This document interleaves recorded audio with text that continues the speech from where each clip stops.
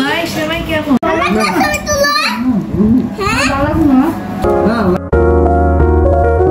আসসালামু আলাইকুম এভরিওয়ান, আপনাদের সবাইকে স্বাগতম রেকর্ডেড বাই আফরোজা রান্নাঘর। ওই কিরে তরমুজ চলে আসলো যে, তারপর চলে আসলো বানানা।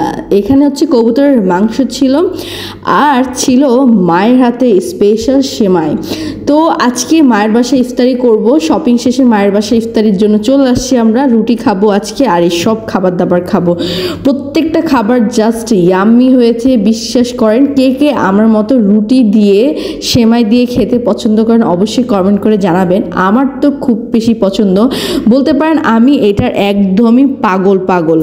তারপরে এখানে আমি এবার শুরু করে দিলাম কবুতরের মাংস দিয়ে রুটি দিয়ে খাওয়া। কবুতরের মাংস দিয়েও রুটি দিয়ে জাস্ট ওয়াও হয়েছে একদম। কবুতর তো এমনিতে সফট, আর এটা রান্না করার পর তো খুব দ্রুতই আরও সফটি হয়ে যায়। আর এটার হাড় সহ একদম আপনি চিবিয়ে খেয়ে ফেলতে পারবেন। তো সেটাই হচ্ছে, আর খুবই মজা লাগতেছে। মায়ের বাসায় ইফতারি করতেছি, সো চলে আসলো হালিম। তো এখানে খাবার শেষে হালিমটা থাকবে না তা কিন্তু হবে না। মা স্পেশাল করে হালিমটা তৈরি করেছে। হালিমটা খুবই ইয়াম্মি হয়েছে, ঘরোয়া তৈরি হালিম। তো ঘরোয়া খাবার তো স্বাস্থ্যকর হয়, তাই না? তো এটা আমরা সবাই জানি। তো যাই হোক, এটা খেয়ে নিচ্ছি। কেমন লেগেছে আপনাদের জানাবেন please. Like and bye bye.